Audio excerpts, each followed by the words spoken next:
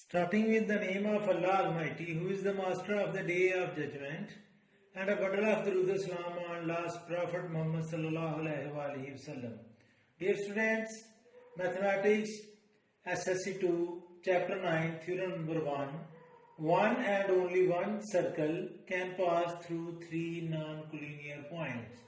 Students, statement of the theorem is कि one and only one सिर्फ और सिर्फ एक ही सर्कल पास हो सकता है थ्री नॉन कोलिनियर पॉइंट्स, यानी कि हमारे पास तीन पॉइंट है, 3 पॉइंट्स है जो एक लाइन पर नहीं आ रही, उन पॉइंट्स को हम कहते हैं नॉन कोलिनियर पॉइंट्स। सो आपने थ्योरम की स्टेटमेंट को समझना है। जो थ्योरम की स्टेटमेंट का पहला हिस्सा होता है बच्चों, वो अमूमन गिवन होता है, और जो दूसरा हिस्सा होता है वो टू प्रूफ होता है। लेकिन इस थ्योरम में जो पहला हिस्सा है बच्चों वो हमारा टू प्रूफ है, और जो दूसरा हिस्सा है थ्री नॉन कोलिनियर पॉइंट्स वो हमें गिवन है। इस थ्योरम की स्टेटमेंट को अगर आप समझ लेंगे तो आपके लिए थ्योरम को सॉल्व करना बड़ा इजी होगा। मैं स्टेटमेंट फिर एक दफा पढ़ता हूं कि one and only one circle can pass through, यानी कि सिर्फ और सिर्फ एक ही सर्कल पास हो सकता है। कहां से? थ्री नॉन कोलिनियर पॉइंट्स के हमारे पास 3 पॉइंट्स होंगे जो एक लाइन पर नहीं होंगे। तो हम इस थ्योरम को शुरू करते हैं। तो स्टूडेंट्स, जो हमें गिवन है मैं वो लिखता हूं कि सपोज हमारे पास ये 3 पॉइंट्स हैं, ए, बी और सी। बच्चों, ये हमारे पास 3 नॉन कोलिनियर पॉइंट्स हैं। हमने प्रूफ ये करना है कि ये जो 3 नॉन कोलिनियर पॉइंट्स हैं, ए, बी और सी, इन तीनों पॉइंट में से सिर्फ और सिर्फ एक ही सर्कल पास हो सकता है, एक से ज्यादा पास नहीं हो सकते। तो इसमें जो हमें गिवन है वो बच्चों सिर्फ ये है, गिवन इसमें है बच्चों हमें given 3 non collinear points A, B and C. बच्चों, ये हमें सिर्फ गिवन है कि हमारे पास 3 नॉन कोलिनियर पॉइंट्स हैं। फिर आपको बता दूं बच्चों, अगर ये हमारे पास एक लाइन है, इस एक लाइन पर मैं 3 पॉइंट लूंगा, ये एक लाइन है, और इसी लाइन पर अगर मैं 3 पॉइंट्स लूंगा, ए, बी और सी, तो बच्चों अगर हम इन तीनों पॉइंट्स को ज्वाइन करेंगे तो एक ही लाइन बनेगी। इन पॉइंट्स को हम कहते हैं कोलिनियर पॉइंट्स।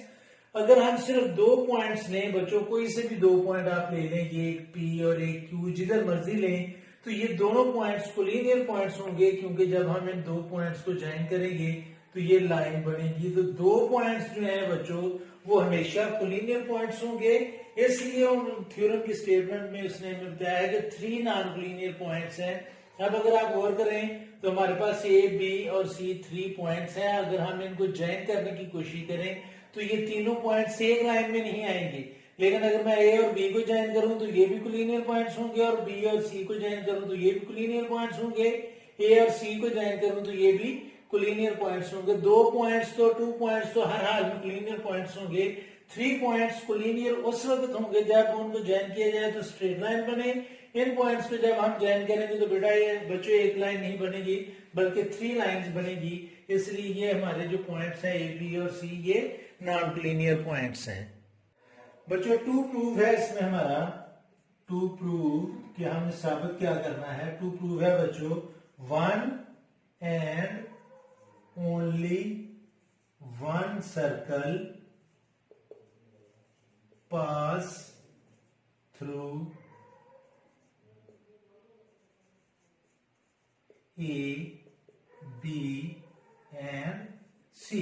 ये हमने प्रूफ करना है। नेक्स्ट स्टेप बच्चों हमारा होगा कंस्ट्रक्शन। कंस्ट्रक्शन में बच्चों हमने ज्वाइन करना है, ज्वाइन। आप बच्चों कोई से भी 2 पॉइंट्स को, यानी कि 2 लाइनें आप 2 लाइन्स बना सकते हैं। ए बी को ज्वाइन कर लें और बी सी को, या ए बी और ए सी को, या ए सी और बी सी को, यानी कि आपने इन पॉइंट्स को ज्वाइन करना है। तो मैं ज्वाइन करूंगा ए बी को और बी सी को, join A B and B C.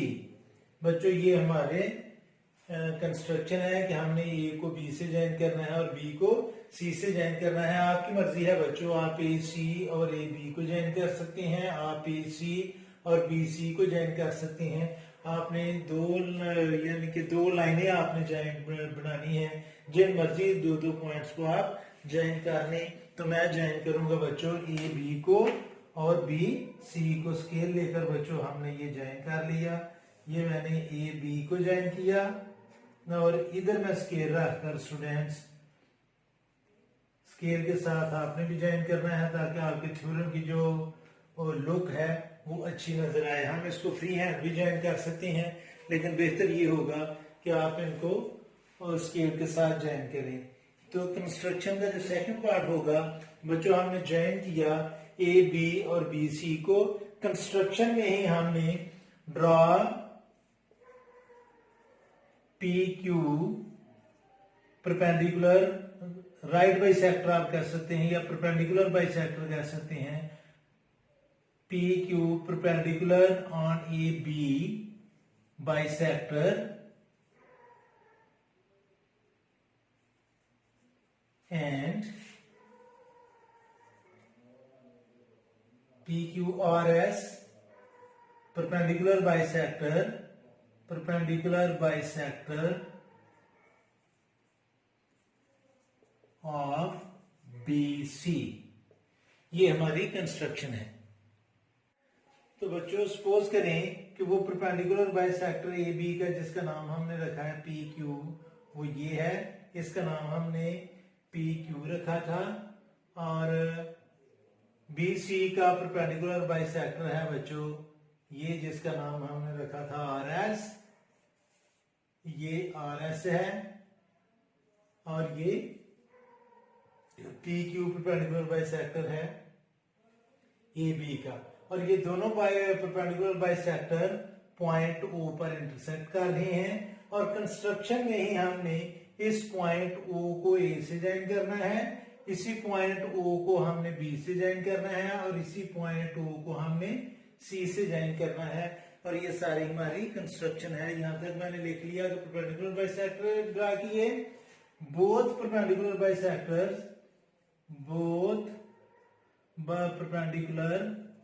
Bisectors are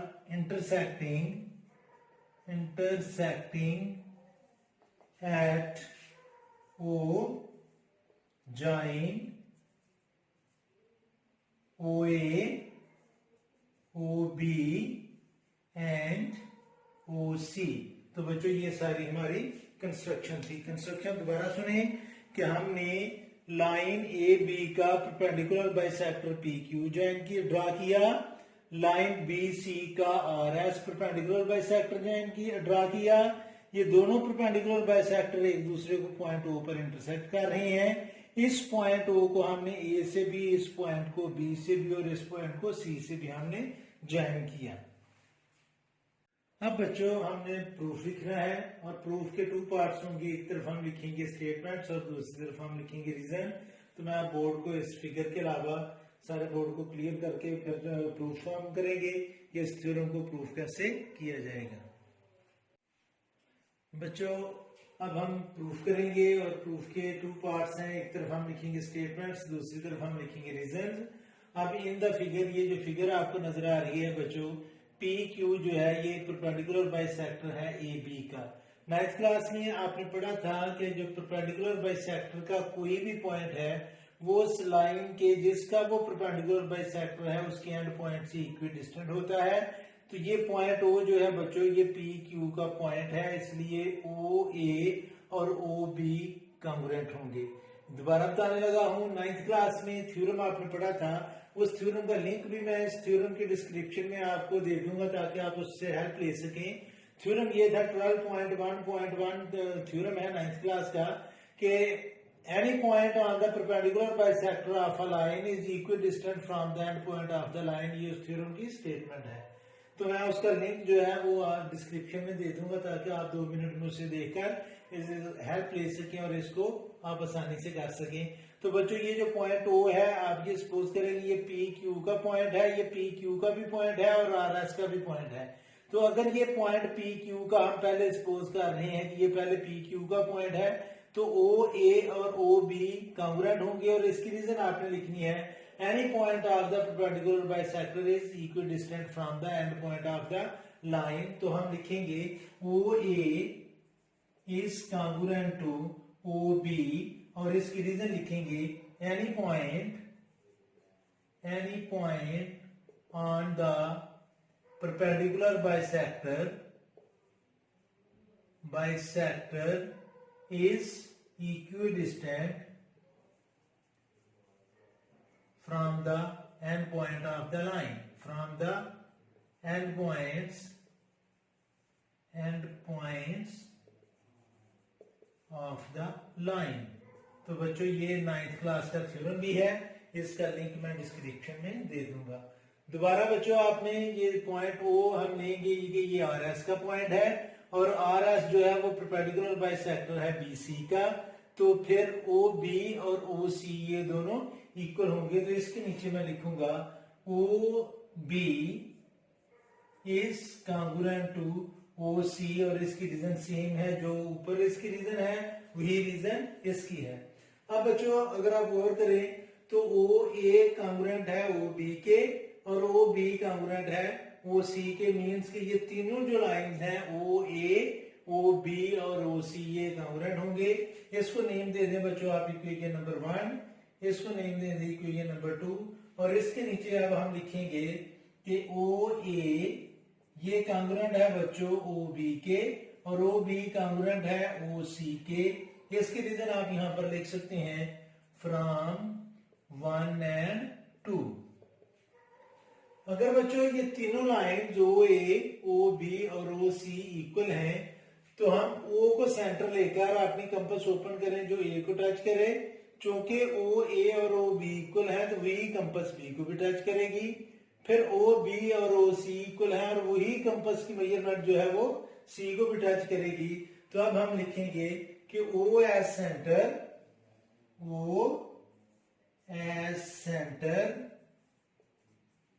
open compass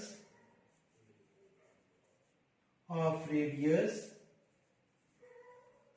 OA is congruent to OB is congruent to OC, and draw a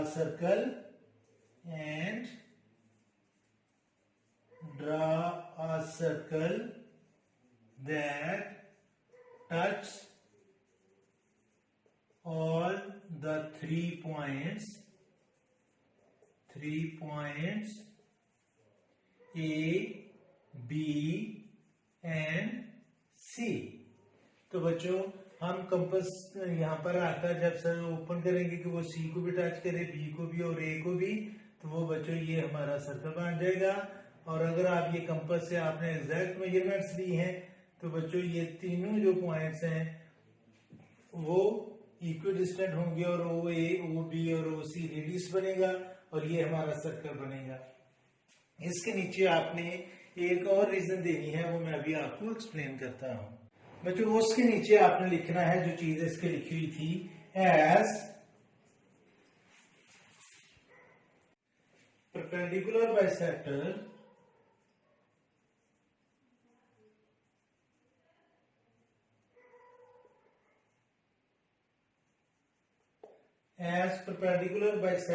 of a line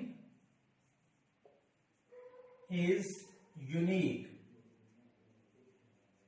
बच्चों हम एक लाइन का perpendicular bisector जितनी दफा मर्जी ड्रा करें वो सिर्फ एक ही बनेगा, एक से ज्यादा परपेंडिकुलर बाइसेक्टर नहीं बन सकते। इसलिए ये स्टेटमेंट है कि आज perpendicular bisector of a line is unique. It means के ये सिर्फ एक ही बन सकता है। सो PQ and RS will be the only perpendicular bisectors of AB and AC. So O will be the only point, O will be the only intersecting point।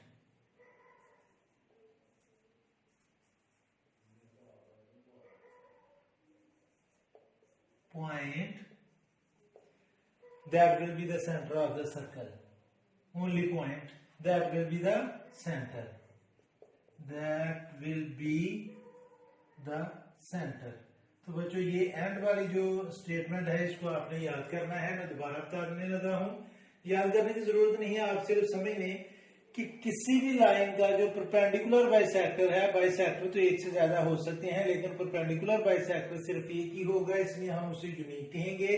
तो A B का perpendicular आप जितनी दफा मर्जी ड्रा करें यही बनेगा, B C का परपेंडिकुलर बाइसेक्टर ड्रा करें तो यही बनेगा, और ये दोनों परपेंडिकुलर बाइसेक्टर सिर्फ एक ही पॉइंट ओ पर इंटरसेक्ट करेंगे और वो ही सेंटर होगा, और उसको हम ओ ए, ओ बी और ओ सी की कंपास ओपन करके ड्रा करेंगे तो वो सर्कल बनेगा।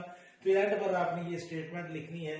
तो बच्चों ये था 10th क्लास का 9th चैप्टर का पहला थ्योरम। मैं उम्मीद करता हूं कि आपको इसकी समझ आई होगी और आप इसको बड़ी अच्छी तरह अंडरस्टैंड कर गए होंगे। एंड पर मैं यही दुआ करूंगा कि अल्लाह ताला आपको हमेशा खुश रखे और जिंदगी के हर मैदान में कामयाब करे और हमेशा बुरे लोगों की सोबत से बचाए आपको। आमीन। अल्लाह हाफिज।